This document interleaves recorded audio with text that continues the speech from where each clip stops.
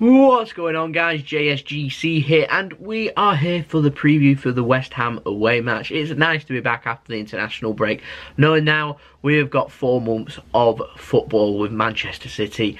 Fantastic. So we're going to crack on with this preview with West Ham away at the London Stadium, the Olympic Stadium, whatever you want to call it.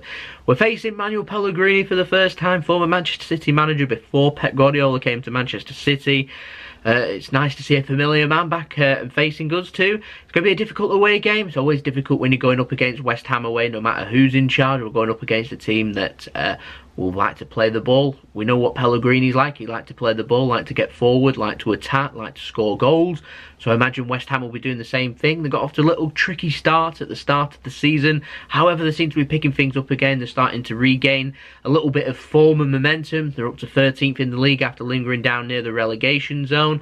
In terms of form, they're unbeaten in the last 3 Premier League games. They won the last home game 4-2 against Burnley. So West Ham starting to find the feet a little bit. So we've got West Ham here at a tricky spell for us. It's always difficult just after the international break. We've got players that have only been in training for a couple of days, players that might not necessarily be used to playing with each other after having a couple of weeks break. A lot of Man City's players, in particular a couple of our foreign ones that haven't actually been on any international duty, have had a nice break, so it should be nice and refreshed for ourselves. So it could be a very interesting game. It's the same for West Ham. They'll have players out on international duty just coming back, going back into training. It's always difficult just to get things going, so I'm not expecting this to be a classic game. It'll take a couple of weeks to be able to get back into that kind of high level that you come to expect from Premier League teams.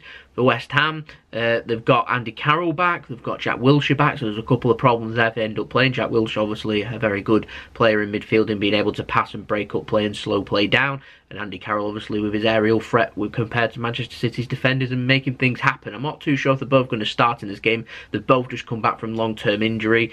It's going to be difficult, but their danger man, not them two, but a player, Marco Arnautovic. We've seen what he can do for Stoke, and we know what he can do for West Ham. Tall, powerful, deceivingly quick too, incredibly accurate, a very decent player, a great signing for West Ham. I think it was last season they made a signing. He's a very decent player. It'll be difficult, it'll be tricky, being able to get him out of the game and get ourselves involved. It's an away game in the Premier League, they're always going to be difficult, so we need to be careful, make sure that we play our game, play our best, do our best, and then obviously that's all we can do, try our best. I'm confident if we can play to the level that I know that we can get at, that we'll end up picking up the 3 points in this game. We're at a point now in the Premier League season where there's no margin for error, where we need to be putting teams under pressure. So I'm talking Chelsea and Liverpool in particular, and to be putting them under pressure, picking up 3 points week after week after week, get some momentum going. We did it last season. If we can get it going this season, I'm confident that our gap at the top, we can end up expanding that into 5-6 points at the top. That could well be crucial come the end of the season. So while we're going through this little spell, we've got West Ham away from home. We're going to be looking towards trying to pick up 3 points because we've got some very difficult games coming up in December, and we've also got a big Champions League game too coming up in midweek away in France at Lyon. So we need to take it one game at a time, make sure our minds are fully focused on this. But like I said, it's going to be one of them games where I'm not expecting it to be a classic. Might take a little while to get things going. I'm not expecting it to be a flurry of goals in this game. I reckon there'll be a couple of goals in this, 2 or 3 goals maybe at most, unless we really do get going. But we do like playing West Ham. No offence to West Ham, but we do like playing West Ham. We like making things happen. Gabriel Jesus likes playing West Ham too over the last couple of seasons.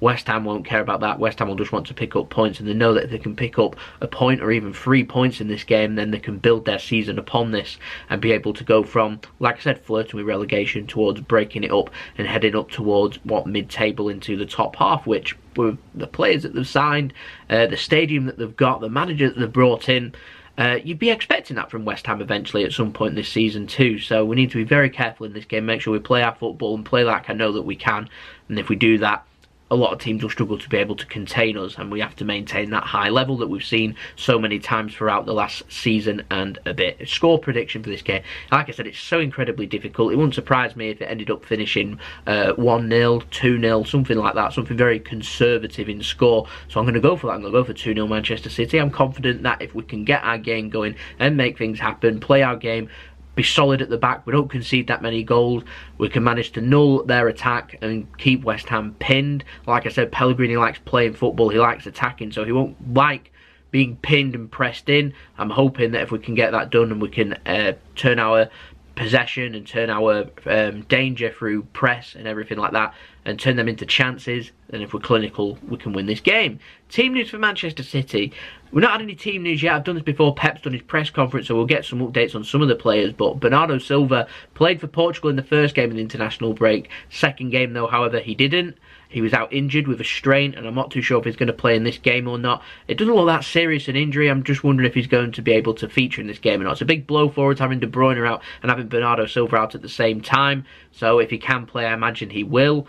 Otherwise, we might be looking at maybe Gundogan sitting in the middle of a midfield three and David Silva playing further ahead of him and Fernandinho behind him. Now, Bravo's out, obviously. We know De Bruyne is out and Benjamin Mendy's also going to be out too. He's out until around the new year. We might get some confirmation at some point during this press conference of how long Mendy's injury is. We've not had that yet, but we're expecting it to be around Christmas to New Year. We're expecting it to be, what, 4 to 6 weeks? It's been now a couple of weeks since that injury, so it may well be about 4 weeks away. Like I said, just after Christmas towards New Year. So I'm expecting to see Fabian Delph starting at left back for Manchester City. The other option obviously is to go with Zinchenko. If the midfield options, if Gundogan ain't fit to play, then we might see Delph slot in maybe in midfield ahead of Fernandinho and see Zinchenko go left back, or Danilo go at left back too. But I'm expecting us to go with a quite strategic 4-3-3, however you want to look at it, a 4-3-2-1, like the normal formation basically. So I'm going to pop up my team prediction now for you. So I've gone for Edison in goal, Walker and Delph on the wings, Stones and Laporte. That, in my opinion, is the strongest mid defence that we can go for.